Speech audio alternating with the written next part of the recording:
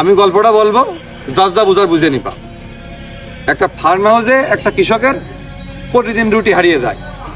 এবার কৃষকটা খোঁজ করার চেষ্টা করলো যে তার রুটি আসলে কোথায় যায়।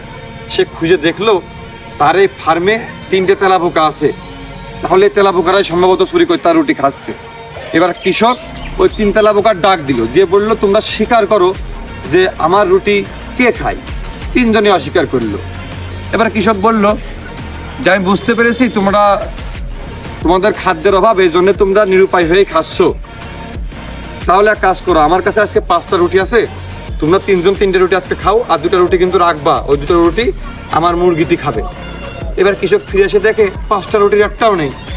এবার জিজ্ঞেস করছে যে তোমরা 3জন 3টে রুটি খাবা, তাহলে আর 2টা রুটি কোথায় গেল? কেউ কি সঞ্চয় করার জন্য বাসায় নিয়ে যাচ্ছ?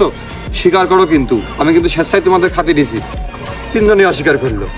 এবার কৃষকটা রাগান্বিত হইল, বলল আমার ফার্মে কিছু চাকরির নিয়োগ দেবো আমি, তো তোমরা যদি চাও তোমরা চাকরি করতে পারো, তোমাদের তো খাদ্যের সংকট, তোমরা চাকরি করলে তোমাদের খাদ্যের অভাব আর হবে না। তা এবার তেলাপোকাদের ভিতরে কেউ কেউ বলতে লাগলো যে বেতন কত, আমার তো একটু ভালো পোস্ট হওয়া দরকার, আমার সক্ষমতা বেশি, আমার বুদ্ধি বেশি, এরকম নিজেকে তারা একটু প্রেজেন্ট করা শুরু করলো। এবার কৃষক বলল যে চাকরির পোস্ট অনুযায়ী, ডিউটি অনুযায়ী বেতন হবে। আমার একটা পোস্ট ফাঁকা আছে, সেইখানে সকালবেলা আমার মুরগিকে ঘুম থেকে ডেকে তুলে দিতে হবে, তাকে আমি 400 টাকা করে স্যালারি দেব। তারপরে বলে আরেকটা পোস্ট ফাঁকা আছে, সেটা রান্নার সময় আমাকে রসুন ছেঁচে দিতে হবে, তাকে আমি 300 টাকা করে বেতন দেব। আর একটা পোস্ট ফাঁকা আছে, সেটা হচ্ছে আমার ছাগলকে ড্যান্স দেখাতে হবে, নৃত্য পরিবেশন করে দেখাতে হবে, সে যখন পার্টি করবে, সিল করবে, তো এর জন্য আমি 100 টাকার বেশি দিতে পারবো না, তোমরা না করলে না করো। তো ওর ভিতরে একটা চালাক তেলাপোকা, সে বলল যে আমার শক্তি বেশি, বুদ্ধি বেশি আছে, 500 টাকা বেতনের চাকরি করব, কেন আমি কম টাকা বেতনের চাকরি করবো? মানে যেটা বেতন বেশি আমি ওইটাই করব, তাহলে কালকের থেকে মুরগির ঘুম থেকে ওঠানোর ডিউটি আমার।